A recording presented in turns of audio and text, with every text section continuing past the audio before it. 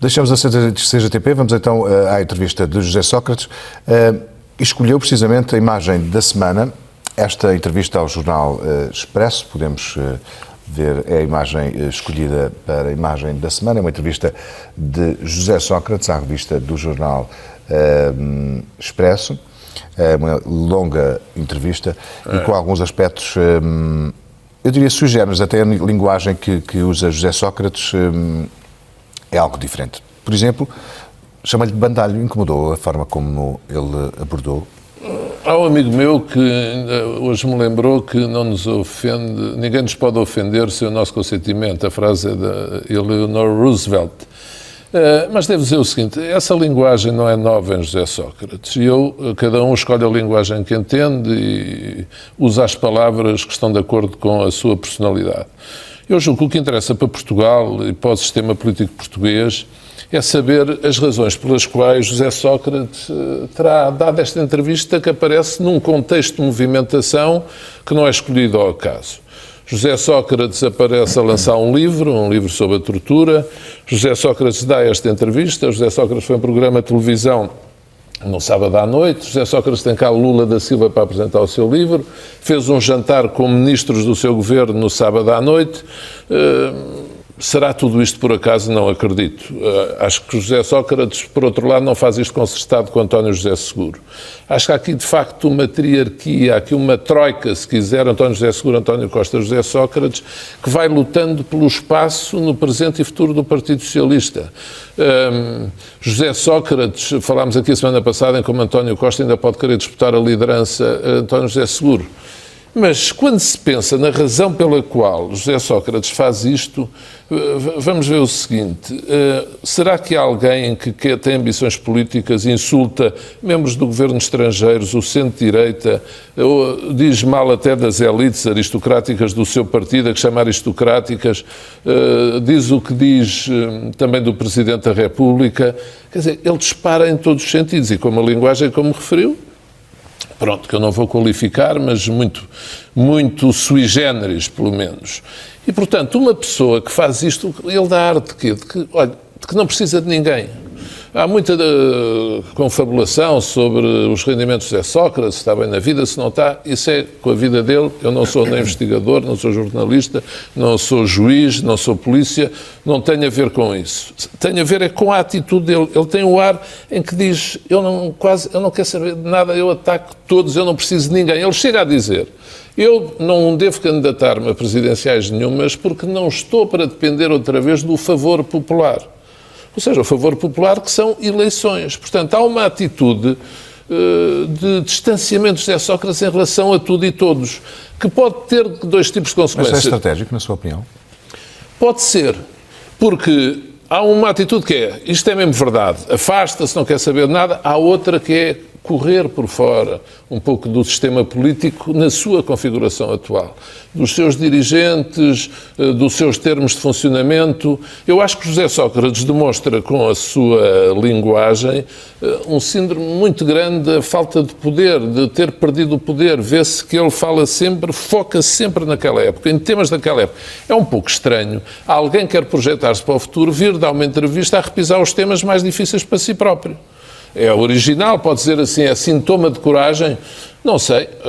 Há uma margem estreita entre a coragem e a inconsciência e, portanto, eu não sei se será sintoma de coragem. Agora, para a vida política portuguesa, o que representa, eu não posso deixar de ler, esta entrevista é dada ao principal órgão da imprensa escrita portuguesa, o Semanário, não diário, e, portanto, é uma entrevista com todo este destaque, em que se pode perguntar assim, mas será para limpar a imagem dos casos mais difíceis que teve? Não. No fundo, se observarmos a entrevista todos, para outros, ele sempre justifica todas as questões que são levantadas sobre ele. Mas vamos àquilo que lhe diz respeito diretamente, e começamos por esta, onde ele usa o termo bandalho. O senhor insinuou que José Sócrates era homossexual? Ele diz que no debate em que os dois éramos candidatos às legislativas em 2005, eu queria obrigá-lo a falar disso e a dizer isso. é uma falsidade extrema, como outras. Quem for ouvir o debate vê. O que estava em causa, o que foi posto em cima da mesa, Zapatero era Presidente do Governo de Espanha, tinha meses antes aprovado legislação sobre o casamento entre pessoas do mesmo sexo. E eu entendi sempre, tal como tinha sido aprovada a legislação sobre a interrupção da gravidez, que vinha aí essa legislação. E várias vezes insisti com José Sócrates, como com os outros dirigentes, num debate a 5, qual era a posição deles sobre esses temas fraturantes. Porque acho que isso deve conhecer antes de eleições e não as pessoas não falarem disso e depois das eleições aprovarem essa legislação. Mas, de algum modo, a forma como se expressou pode ter parecido uma insinuação? Então, nesse debate, nunca. Eu já fui candidato. Eu só tenho uma pessoa que se queixou de mim em termos de insinuações, foi o José Sócrates até hoje. Já disputei não sei quantas eleições. Nunca ninguém, e as pessoas conhecem mais ou menos o meu estilo, é que o José Sócrates fala de mim muitas vezes como se tivesse perdido as eleições comigo. Parece um trauma, não é só comigo, como Passos Coelho, com Cavaco Silva. Quer dizer, eu tenho falado dele ao longo destes anos, já me ouviu dizer isso, elogiando várias qualidades dele. Já disse, eu nem acho que a crise que Portugal vive, como muita gente diz, seja culpa de José Sócrates. Digo sempre, há uma grande componente de responsabilidade da situação internacional. Acusar José Sócrates do estado em que o país Mas ficou surpreendido com esta referência? Não, José Sócrates já não se surpreende. Eu trouxe aqui para as pessoas verem que José Sócrates, há aqui uma dimensão, às vezes, esquizofrenia, que me faz impressão, que é uma pessoa inventar a realidade, desligada à realidade. Esta revista Focus, que todas as pessoas sabem, é dirigida até...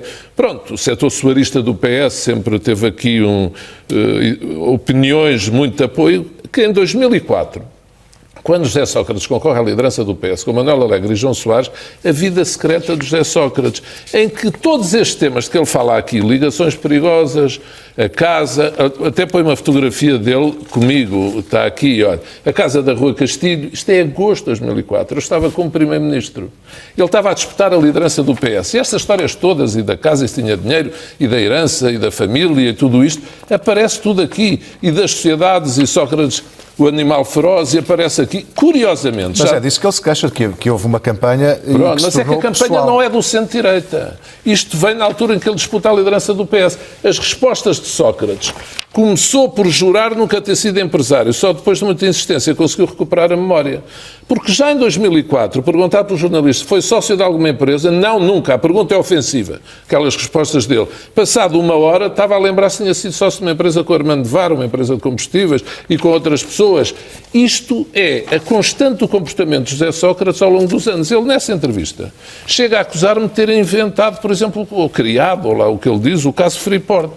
Sim, já lá vamos, mas antes disso já vamos falar do Freeport e aí há pormenores também interessantes. Mas há aqui uma campanha que ele até chega a dizer que o considerava pessoalmente, assim, Pedro Santana Lopes. Nós debatemos durante semanas, sim. E então montou uma campanha. Ele fala de um cartaz. Fazer rir, nos cartazes. Um dia vinha de Sintra, eu vou ler o que estou a citar José Sócrates. Um dia vinha de Sintra e vi um cartaz com a minha cara e disse: não me lembro de ter mandado fazer este cartaz.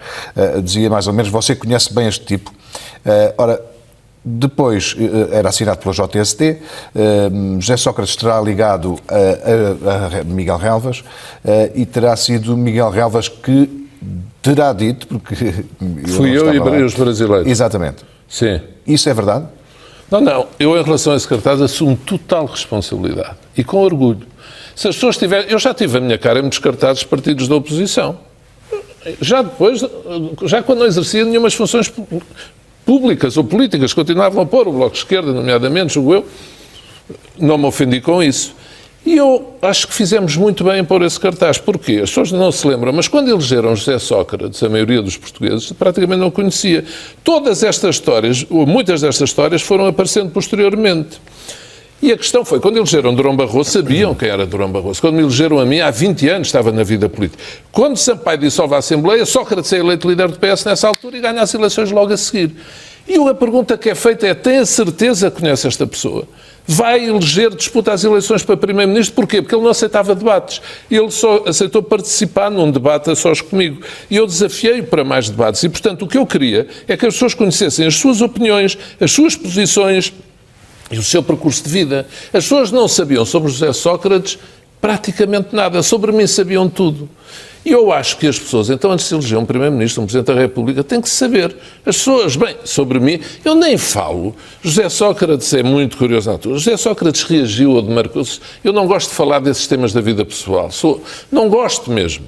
Em 2011, como sabe, Paulo Portas foi violentamente atacado por dirigentes do PS, ou insinuações sobre a sua vida privada, que eu nem vou aqui repetir. José Sócrates era líder do PS, nunca se demarcou. Nessa mesma campanha, o PS fez-me ataques violentos, dizendo que eu tinha execução por dívidas fiscais. Tive que ir pedir certidões de dívidas fiscais. Uma vez alguém me viu repetir isto, atrás.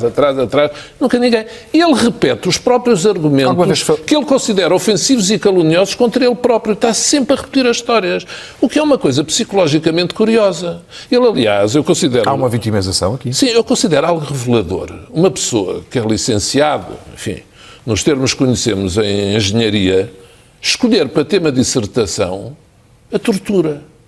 Eu acho que há aqui algo que, se as pessoas pensarem bem na maneira de ser de José Sócrates, que é revelador. Não é que a tortura não seja um tema nobre, mas de facto é mais para investigadores, para historiadores, até para filósofos, se quiser. Agora, um engenheiro sai de Primeiro-Ministro e vai para Paris e vai lançar um livro sobre a tortura em sistemas democráticos, é pelo menos insólito. É um tema interessante, mas é insólito. Aliás, é insólito logo um Primeiro-Ministro deixar essas funções e ir estudar. É uma coisa que não é frequente. Mas isso é com a vida de José Sócrates. José Sócrates não pode atirar para cima dos outros aquilo que tem a ver consigo. É que é muito mais fácil dizer que é o PSD ou o centro-direita. Não. Tudo isto sai na campanha da luta pela liderança do Partido Socialista. E as eleições legislativas dessa campanha são a seguir. E, portanto, José Sócrates faz sempre isso. Atacaram-no, ou é o PEC 4 caiu e estava para salvar o país, ou tinha combinado com Durão Barroso e foi Passos Coelho que não deixou, ou é Cavaco Silva que foi desleal com ele. E, portanto, estas pessoas que pensam que são, de facto, o centro do mundo e que tudo fazem bem. José Sócrates tem aqui nesta entrevista uma frase lapidar. Arrepender-nos é errar duas vezes. Eu acho que esta frase define uma personalidade. Uma pessoa que não sabe o que é o arrependimento continua a dar, de facto, entrevistas a insistir nos mesmos erros ou nas mesmas falsidades. Perguntar-lhe mais alguns pormenores que aqui estão presentes. Alguma vez falou com o Miguel Galvas sobre isto? Olha, hoje ele telefonou-me, num telefonema, ele disse-me que... E é verdade? Ele disse-me que era falso. O que é que era? Eu não vou dizer nada. Miguel Galvas disse-me isso hoje. Agora, para mim, é muito diferente. Como eu digo, quer dizer, uma questão é do cartaz, sabe quem é esta pessoa, não é este tipo. Eu normalmente tenho cuidado de não usar linguagem que ofenda as pessoas, mas sabe quem é esta pessoa? O José Sócrates disse-me isso quando eu lhe passei o poder em São Bento e isso corresponde à realidade. Olha, eu estou muito ofendido consigo por causa daquele cartaz, sabe quem é esta pessoa? E eu disse, mas desculpe lá, se o senhor pusesse um cartaz desse sobre mim, eu ficava satisfeito. O senhor ficou preocupado com o quê? Ficou aborrecido com o quê? Eu não fico nada, não acho que alguém esteja a insinuar, seja o que for sobre mim, se puser um cartaz a dizer, vá conhecer bem a vida desta pessoa. Bem, a minha vida vasculhada de cima e para baixo, da esquerda para a direita, da direita para a esquerda. E acabou, as pessoas conhecem-me nas minhas qualidades e defeitos. Uma pessoa que se ofende com um cartaz desse, eu acho que é uma pessoa que tem algo a esconder, que não quer falar da sua vida, que prefere surfar a onda. E eu, como lhe digo, assumo integralmente e disse-lhe a ele, sim senhor, assinar pelo JSD ou pelo PSD, a responsabilidade política era minha. E, portanto... Mas quem é que realmente teve a ideia dessa campanha? Foi a JSD? Foi Miguel Galvas, como diretor de campanha? Foi o senhor enquanto líder, não é? Não, a campanha já disse desse cartaz, sim senhor. A questão aqui está no plano político. Não se pode esquecer.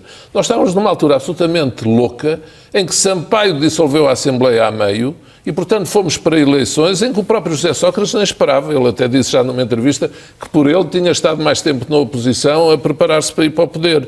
E, portanto, foi uma campanha, de facto, complicada, dura, violenta em certos aspectos, sem dúvida nenhuma que foi. Agora, a campanha mais violenta que José Sócrates teve foi lançada do interior do seu partido. E ele apaga isto, e diz, não, isto foi o PSD. Como diz o Freeport, foi o PSD, ou responsabilidade do Estado em tal país. E ele, quando deu a entrevista, a seguir agora, quando voltou para comentador, na primeira entrevista que dá, diz, eu, responsável pelas SCUTs, isso foi o que eu recebi do governo de Santana Lopes Bagão Félix, quando tomei posse, tinha uma data de SCUTs que eles aprovaram. Foram 3. Chegámos a falar disso aqui no início destes comentários. E, portanto, depois ele não veio dizer a mesma coisa outra vez, como é evidente. Ele repete, ele diz eu acredito até que ele esteja convencido de algumas destas coisas. Agora, ele repete falsidades como se fossem verdades. Acabou lá os telefonemas ou isto ou aquilo. Agora, tudo, veja, José Sócrates tem a questão da licenciatura. Mas acha possível, sim, tem várias questões, Ouça, onde não, ele fala nesta entrevista, aliás, defende-se mas todas elas. da licenciatura não fala. E a entrevistadora deixa a entrevista continuar. Pergunta, então, mas como é que foi aquilo da licenciatura e tal? Ele começa a falar de quando chegou a Coimbra e ficamos sem perceber. Ele qualquer dia vai dizer que fui eu que enviei o fax dele ao domingo para a Universidade Independente, ou com aquela nota sobre o exame, ou fui eu que pedi ao reitor da Independente para marcar o domingo para o dia para o José Sócrates acabar o curso. Porque, ou então ainda vai dizer que o tio que fala no caso Freeport é meu tio. Quer dizer, ele transpõe para os outros aquilo que tem a ver com ele. Quer dizer, os casos, diz-se, Clara Ferreira Alves diz, José Sócrates foi muito difamado. Não, José Sócrates teve que se justificar por uma série de casos que tinham um fundamento real. As assinaturas das casas na Guarda não tinham fundamento. A licenciatura não tinha fundamento. As alterações na biografia na Assembleia da República do próprio não tinham fundamento. O caso até, eu não quero falar do caso da Cova da Beira, mas vários casos, o caso Freeport, que, como disse, já lá vamos, quer dizer, são casos que existiam, tinham substrato. Se podia ser assim, não quer saber, como a gente dizia na altura, é com a vida privada, bem, mas se era com a vida privada de José Sócrates, então e Miguel Relvas? A licenciatura era da vida privada, então... Portanto, José Sócrates não foi difamação. Ele foi muita coisa complicada e teve que dar explicações sobre ela. Todos nós fazemos na vida. Eu já cometi erros, já tive que dar explicações e quando estamos em cargos públicos, mais explicações temos que dar. Isso não nos dá o direito a achar que a culpa dos erros que cometemos é dos outros. Devemos assumi-los. Mas acha que, de algum modo, pela forma como lançou esta campanha do cartaz, que é, de algum modo, uma pessoalização do inimigo político, que José Sócrates, certo ou erradamente, tenha julgado que por detrás de tudo isto poderia estar Pedro Santana Lopes? Ouça, como já disse, vamos falar depois do Freeport, em que ele me acusa também de estar por detrás do Freeport. Sim. O que é que quer que eu faça? Olha, eu vou dizer assim, não gostava de ter esse poder, não gosto de ter poder para fazer mal a ninguém, mas... Quer dizer, que ele tenha pensado, ele pode pensar, só que ele tem tendência para pensar essas coisas. E ele tem tendência para achar que o Presidente da República... Não, mas ele aqui refere o nome, podia ter dito do PSD, o PSD quis fazer isto, quis fazer aquilo, não. Refere o meu. Refere o Pedro Santana Lopes. Sim, porque em 2004 ou 2005 foi eu que disputei as eleições com ele. Mas é como eu digo, parece que ele as perdeu. Há qualquer coisa que lhe pesa na consciência. E o que lhe pesa na consciência é que ele sabe que eu não sou essa pessoa. Eu debati durante 2 anos com ele na RTP todos os domingos e ele sabe quem eu sou. E ele sabe como, por exemplo, eu defendi Ferro Rodrigues quando Ferro Rodrigues foi atacado infamemente e eu o defendi e tratei disso com ele. Ele sabe qual é a minha atitude na vida. Ele sabe que eu não sou pessoa para julgar alguém sem culpa formada, para fazer insinuações sobre a vida das pessoas. Ele sabe. Foi muito fácil ele estigmatizar assim, mostrar-se ofendido, dizer que era uma campanha. Não. Ele, se fosse corajoso, virava-se. Era contra os seus adversários do PS que lançaram esta campanha contra ele. Mal ou bem, não são contas do meu rosário. Eu acho que mal, porque acho que campanhas sobre a vida das pessoas não interessam a ninguém. Agora, José Sócrates sabe muito bem que eu conhecia a vida dele. Sabe muito bem que eu nunca podia dizer essas coisas sobre ele. Nunca falei sobre os dinheiros dele. Eu debati na televisão e debati numa revista todas as semanas, na sábado, a seguir. E José Sócrates escolheu-me na altura, como ele dizia, não era ter simpatia por mim. Ele dizia-me, não abandone estes debates. Isto é fantástico para nós. Quer dizer, eu escolhi José Sócrates e continuo ainda hoje a dizer bem dele, várias qualidades dele, apesar, o que é que isso adianta dele ter ganho as eleições? Até quem diga dentro do PSD que o senhor é que criou, de algum modo, José Sócrates como figura... Mas pronto, sabe o que é que eu respondi aos meus companheiros do PSD que me diziam isso na altura de estar a debater com ele? Há só uma coisa, se ele ganhar as eleições é porque nós merecemos perder. Eu não tenho medo de ter bons adversários. Eu não gosto de ter adversários que não prestem.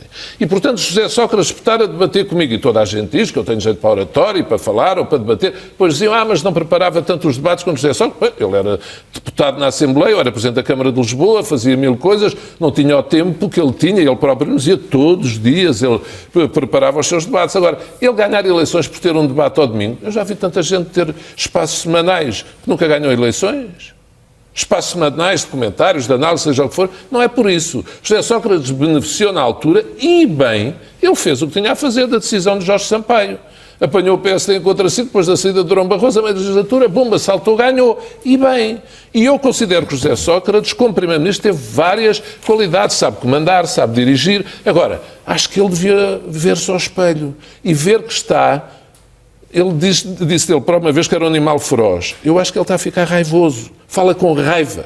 E a raiva é má conselheira. Uma pessoa não deve olhar para os outros com esses sentimentos menores, com raiva, com ódio. É horrível isso.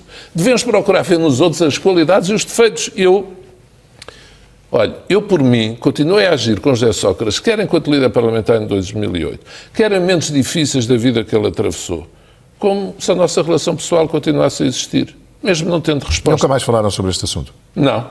Mesmo não tendo resposta. Eu continuo a estar porquê? Porque não pesa na consciência. E, portanto, embora eu acho que, conhecendo a personalidade de José Sócrates, sei que ele tende para isto.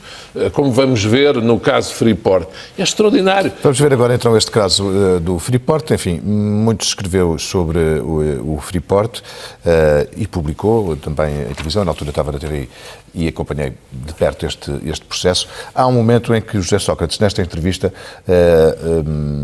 refere duas pessoas, Gomes da Silva, ele diz assim... Mas ele diz que não foi Gomes da Silva. Julgo que não. O Gomes da Silva era um dos que preparou com o chefe de gabinete de Santana, Miguel Almeida, o fornecimento de elementos à Polícia Judiciária para criarem o caso Freeport. Lá está.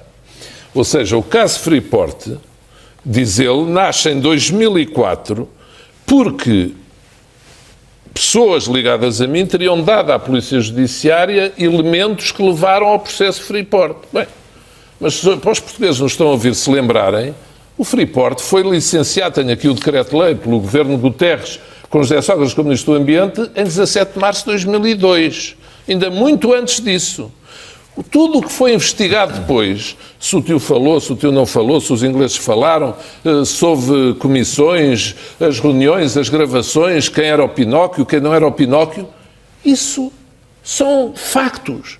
Quem é que pôs os ingleses a falarem lá numa reunião gravada, que fui eu? Quem é que licenciou o Freeport 3 dias antes das eleições deram a vitória a Durão Barroso? Fui eu. Quem é que em dezembro tinha definido uma zona de proteção do estuário do Tejo, onde o Freeport não era possível, e 3 meses depois, em março, o muda? Fui eu. É que ele acusa-me de ter criado o Freeport. Mas tudo o que as autoridades investigaram foram factos reais da vida de José Sócrates que não têm rigorosamente nada a ver comigo. Se José Sócrates, se houve investigação e José Sócrates não foi acusado, nada, eu, sinceramente, fico muito contente com isso. É horrível quando vemos alguém acusado. Agora, que ele tinha, e condenado, muito pior, que ele tinha que dar explicações. Tinha, com certeza. Então, quando o próprio tio aparece a dizer, na altura, que foi pedir, que os ingleses foram falar com ele, agora José Sócrates vem dizer que é porque a tia passava férias ou não sei quem, na quinta... Não me interessa nada disso. O caso Freeport nasceu de uma decisão do governo de Guterres, com José Sócrates como Ministro do Ambiente, e é disputado pela Polícia Judiciária em 2004. Há uma coisa para as pessoas saberem. Passa pela cabeça de alguém que eu, enquanto Primeiro-Ministro, se desse qualquer tipo de instrução à Polícia Judiciária, ou ao meu Ministro da Justiça, na altura, que é o atual Ministro da Defesa, para fazer disputar o processo Freeport, que isso não se sabia, passado um mês, um ano, este tempo todo, eu, graças a Deus, nunca, mas nunca dei nenhuma instrução sobre processo nenhum, nem ao Ministro da Justiça, nem ao Diretor da Polícia Judiciária. Aliás, o Diretor da Polícia Judiciária, nomeado pelo meu governo, José Santos Cabral, continuou, ainda durante uma série de tempo, com o governo de José Sócrates. Portanto, dizer-se que um governo de um país manda, então na altura, olha, inventem aí o caso Freeport. Em 2004, 2005, não sei se está a ver, os ingleses tinham reunido em 2000, tinham dito que tinham que pagar uma comissão a alguém em 2000. Isto foi licenciado em 2002. E ele diz que eu criei o caso Freeport. E ele aparece naquela altura... Sim, mas uma coisa é o caso em si e outra coisa é o processo Freeport de licenciamento, enfim. O caso em si surge em 2004 porque há uma fuga de algum modo, de informação que permite aos jornalistas começarem a investigar. E é aí que suponho que o José Sócrates se refere de criaram o caso, no sentido de o tornarem mediático, ou seja, sabendo da sua existência, o tornaram mediático. Admite não ter... Há uma fuga de informação, que essa fuga mas é assim que nascem as histórias nas imprensas, na imprensa toda. Mas admite que tenha sido alguém seu próximo, por exemplo, ou não? Não. Fora de questão. Fora de questão. Absolutamente fora de questão. A Polícia Judiciária desenvolve... O que foi contado mais tarde foi que foi um indivíduo que eu julgo que nunca vi na vida, de Alcochete, que terá escrito para a Polícia Judiciária a participar numa série de factos. Pessoa que eu nunca... Isso é caricato. Eu nunca fiz a ninguém isso. Eu nunca mandei para a Polícia, para o Ministério Público, participações que não fosse em função de iniciativa de outros. Nunca tomei iniciativa. Procurei sempre... Bem, se uma pessoa vê alguma coisa criminosa mesmo, tem a obrigação de participar. Mas estou a dizer aquilo que, pronto, não estava...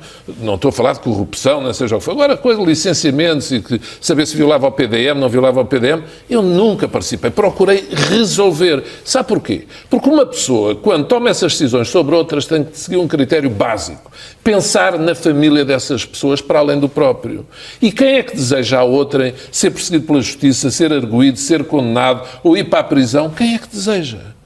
Um primeiro-ministro que deu uma ordem dessa, aí sim é um bandalho. Um primeiro-ministro que deu uma orientação para fazer mal, seja a quem for, é uma pessoa que não é digna de exercer essas funções. Mas sabe o que é que eu digo sempre na vida? As pessoas julgam os outros pela imagem que têm de si próprias, por aquilo que elas eram capazes de fazer. A mim não me passa pela cabeça que algum primeiro-ministro do meu país tivesse mandado fazer qualquer coisa dessas em relação a qualquer... numa democracia. Num Estado de Direito. Já viu o que é uma pessoa estar no poder e dizer à polícia vão perseguir aquele indivíduo, vão vigiar aquele indivíduo. Eu adoro a liberdade. Quer dizer, isso é um horror. Isso é tudo aquilo menos o Estado em que eu gosto de viver e quero viver e que se acabasse eu ia lutar contra qualquer regime novo que saísse e que pusesse em causa essa liberdade. Portanto, José Sócrates admitir isso de outras pessoas. Mas a Polícia Judiciária começou a investigação. Veio para a imprensa. E veio para a imprensa porquê? Ó Zé Cascais, você sabe, o que vos vem parar às mãos à imprensa é normalmente em alturas especiais. Normalmente, não é sempre. A quem é que dava jeito em 2004, no final de 2004, esta questão do Freeport? Assim? Acha? Eu acho que isso só contribuiu, sabe o que é que os portugueses gostam? Acho que podia ser um desfavorecido. Ó Zé Cascais, eu tenho, quer dizer, a inteligência... Ou faço a pergunta de outra maneira. Dava-lhe ou não dava jeito que esta questão existisse? Olha, eu respondi a quem me falou nisso, às pessoas que me falaram nisso pela primeira vez, na altura, eu disse, se alguém pensa que isso pode trazer algum benefício para mim, é estúpido. Porque essas coisas viram-se contra quem as usa sempre. E, portanto, quando isso apareceu na imprensa... Pensei, pronto, mais um contributo para a vitimização deste senhor. Há alturas, eu já estou na política há anos suficientes, já estava na altura, e não sei se me consideram minimamente inteligente nestas matérias, para saber que quando uma pessoa está em baixo, tudo o que ela faça, diga ou use em matérias que são então explosivas, vira-se contra o próprio. E quem está na crista da onda, as pessoas não acreditam em nada, não vale a pena. Mesmo que diga que a pessoa assaltou o Banco de Portugal, a altura em que a pessoa está no estado de graça não vale a pena. Ou apresentava provas irrefutáveis ou não vale a pena. E isso usado, como saiu, a 15 dias de campanha das eleições, era sempre uma parvoíce. Eu, aliás, acho que isso contribuiu para José Sócrates. Houve dois fatores. Foi esse escândalo, foi a vitimização na campanha sobre ataques pessoais e mais outras, não está? Foi não ter havido coligação de PSD e CDS, que contribuíram para a maioria absoluta. Portanto, eu já disputei 20 ou 30 eleições na vida, nunca ninguém se veio queixar. Foi sempre o contrário. Que eu tinha usado coisas da vida pessoal. Ou seja, volto a dizer, a vida de José Sócrates estava na rua desde a campanha para a liderança no PS. E as pessoas que vão ler 15 de setembro de 2004, quem quiser, está na net, é carregar por José Sócrates Focos 2004. Aparecem estas páginas todas. Olha, não estou a fazer publicidade, que a revista já fechou. É do grupo Impala. Não sei se o José Sócrates vem dizer que também é meu. Tenho um processo contra este grupo, está a correr os seus termos em tribunal, ganha em primeira instância, com a maior indenização de sempre atribuída pelos tribunais em Portugal, até agora na primeira instância. Isto a propósito de quem sofreu as maiores campanhas de difamação. E, portanto, como sabe, foi noticiado, nem vou dizer o montante da indenização que o tribunal decidiu, mas foi público na altura. Vamos ver a frase da semana, que é desta Sim, que eu acho que é lapidar. Entrevista. Esta frase da semana é desta entrevista. Ele refere-se, e vou citar, aquele estupor do Ministro das Finanças, o Schäuble, todos os dias, esse filho da mãe, punha notícias nos jornais contra nós e ligávamos para o gabinete da Merkel e ela, com quem me dava bem, dizia que vinha do gabinete dele.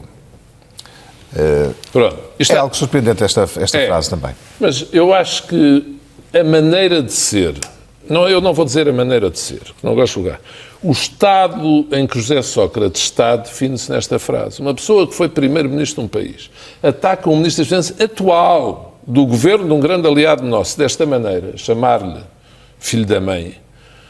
E depois quem é? Há sempre um que lhe diz que é o outro. Falava cá, falou para o Miguel Relvas que lhe disse que era eu. Lá falava para a Merkel que lhe dizia que era o Schäuble. Ele tem sempre uma conspiração, ou internacional ou nacional, que inventa tudo, porque ele não fez nada. Toda a vida que tem é fantástica, é boa, caiu-lhe do céu, ou é daqui, ou dali, ou daquele outro, ele não faz mal nenhum. E há sempre alguém, um malandro qualquer, que conspira contra ele, seja na Alemanha, seja em Portugal, seja em Inglaterra, era a Scotland Yard, era tudo conspira contra José Sócrates no mundo. E, portanto, o que é que quer que eu faça? Agora, é muito complicado. Há coisas. Ainda há semanas saiu um livro com uma série de divagações que as pessoas não ligam. Quando um ex-primeiro-ministro fala, vem num órgão de comunicação tão relevante como este, tem eco nos outros órgãos de comunicação. Hoje uma série de pessoas me perguntaram, de facto, o que é que ele quer dizer com aquilo? Ou não ligues, ou mensagem de solidariedade, não ligues, ou não... O que é que acha? Qual é a intenção de José Sócrates, para fechar este tema, qual é a intenção de José Sócrates com esta entrevista, independentemente da parte em que fala de si, de todo o resto? Sócrates quer marcar posição para correr para Belém ou ainda tem esperança de um dia voltar a São Bento? Eu acho que o próprio... É um jovem, é preciso lembrar que... Sim, obrigado pela parte que me toca, que ele é da minha idade, tem mais um ano. Mas, ou seja, tem tempo ainda para até fazer as duas coisas. Mas eu acho que ele não tem certeza, porque não sabe como é que vai acabar o assunto se António José Seguro António Costa. Se António José Seguro concorre a Primeiro-Ministro e António Costa vai às presidenciais, ou se António Costa é ele que disputa as eleições legislativas. E eu julgo que talvez seja mais para esse cenário que José Sócrates corre, poder candidatar-se às presidenciais com António Costa como líder do PS. No Poder Socialista, sim. Sim. Veja, quando foi a contestação a Seguro, quando Costa avançou, os homens de Sócrates estavam todos com António Costa. Pedro Silva Pereira e outros estavam todos a querer que António Costa avançasse. António Costa foi número 2 José Sócrates no governo, no partido. Portanto, há relações que não acabam assim deste modo. Eu distingo muito António Costa de José Sócrates. Também não o considero, posto todas as qualidades, como algumas pessoas hoje em dia. Mas, quer dizer, não vive neste estado patológico de luta contra a conspiração internacional que o atinge. Portanto, o que eu acho, sinceramente, dizer-se assim, ele ainda quer disputar a liderança do PS e concorrer para Primeiro-Ministro. Eu acho que Sócrates é uma pessoa, por muito que se desligue da realidade, às vezes inteligente, eu acho que ele sabe que não passou o tempo suficiente para os portugueses lhe confiarem a governação do país, porque muita gente acha que ele também tem responsabilidades no estado a que o país chegou. E, pronto, nós temos de saber olhar a nós próprios ao espelho e aos outros. Eu, por exemplo, eu acho também, depois do que passei, em 2004 e 2005, do que aconteceu, com mais culpa minha ou não, acho que se concorresse a Primeiro-Ministro não tinha possibilidades de ganhar as eleições. Não tenho dúvida nenhuma sobre isso, nem que o vento mudasse 10 vezes. Portanto, procuro olhar-me ao espelho e acho que os outros, de vez em quando, deviam fazer o mesmo. Não para se considerarem o máximo ou uma conspiração mundial, mas para se olharem cá dentro de si próprios e verem se toda a raiva que às vezes destilam será boa para o comportamento individual e para o comportamento em sociedade.